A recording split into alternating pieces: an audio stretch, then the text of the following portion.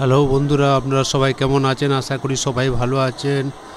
আজ আপনাদের নিয়ে যাব একটি হাটে, যেটার নাম হচ্ছে হাওড়ার মধ্যে উলুবেড়িয়া গরুহাটা হাট। এই গরুহাটা হাটে আসতে গেলে আপনাকে হাওড়া স্টেশন থেকে সাউথ ইস্টার্ন লোকাল ধরে আপনারা আসতে পারেন এই উলুবেড়িয়া স্টেশন, এবং উলুবেড়িয়া স্টেশন থেকে আপনারা টোটো করে 15 টাকায় ভাড়ায় এই গরুহাটা হাটে আসতে পারেন। তো আমি হাওড়া স্টেশন থেকেই ট্রেন ধরেছিলাম সাউথ ইস্টার্ন, এবং সেটা লোকালই ছিল, এবং উলুবেড়িয়া স্টেশনে নেবে আমি ওইখান থেকে 15 টাকায় ভাড়ায় আমি এই গরুহাটা হাট। অ্যাকচুয়ালি ব্যাপারটা তা নয়, এখানে 2 বছর আগেও গরু বিক্রি হতো, সেই থেকে এই হাটটার নাম গরুহাটা হাট। পরবর্তীকালে এই 2 বছর আগে এই হাটটা অন্য জায়গায় চলে যায়, কিন্তু হাটের যে সামগ্রী, কাপড় চোপড় আদার যেসব জিনিস আছে সেগুলো কিন্তু এই হাটে বিক্রি হয়।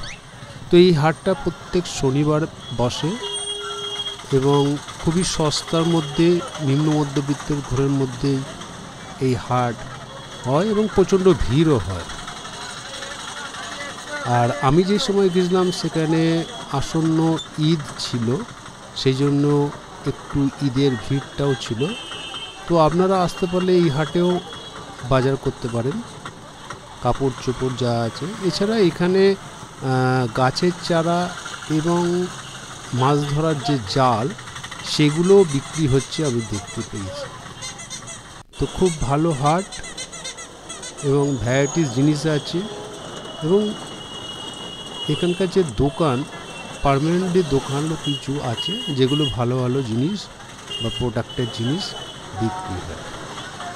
আমার খুব ভালো লেগেছে, যদি পারেন আপনারাও আসতে পারেন এই হাটটা।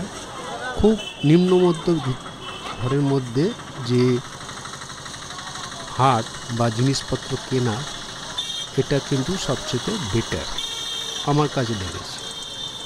যাই হোক, দেখতে থাকুন।